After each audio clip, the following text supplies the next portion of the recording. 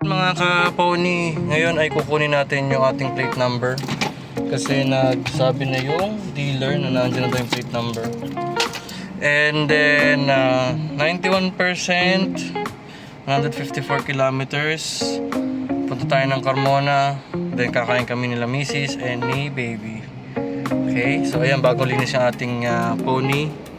Tara na, tagal-tagal pa biyahe.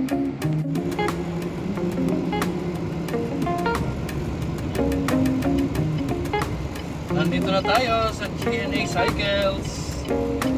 Pasok tayo. Ito ang kanilang warehouse. Tapos ng kotse. Mazda.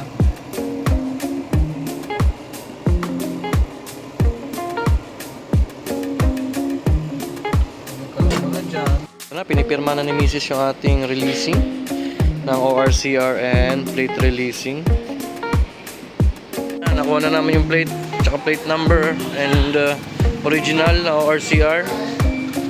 Ayun sila, sir. Ano tayo? Punta na tayo sa ating susunod na pupuntahan. Natin ating plate number and ating original na ORCR. Paalam tayo kalamabat kay sir. Ayun na, pakakabit na natin to. May nagwa-welding eh. So yun lang mga kaibigan, nakarating na kami and then pakikita ko naman kung paano ito ikakabit sa susunod na video. Ito namin nabili itong aming pony e-car.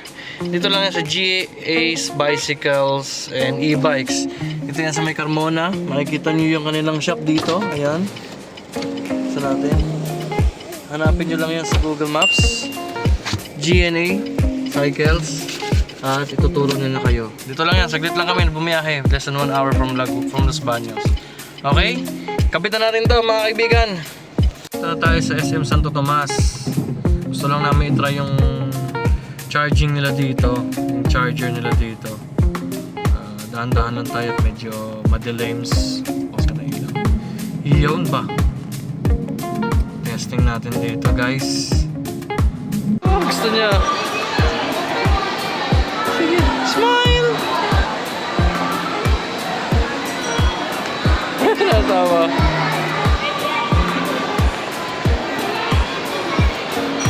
Failed, hindi tayo nakapag charge kasi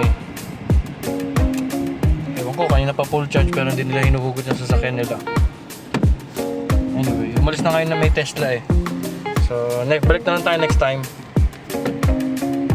Yan, ngayon para may kabit nyo yung plate dito sa Bastion Pony, kailangan nyo ng plate adapter. Tatanggalin nyo lang tong bolt na to, tapos kakabit nyo to. Ay, kabit nyo na. Huwag nyo na masyado higpitan kasi baka mabaak. Kakabit nyo naman dito yung plate.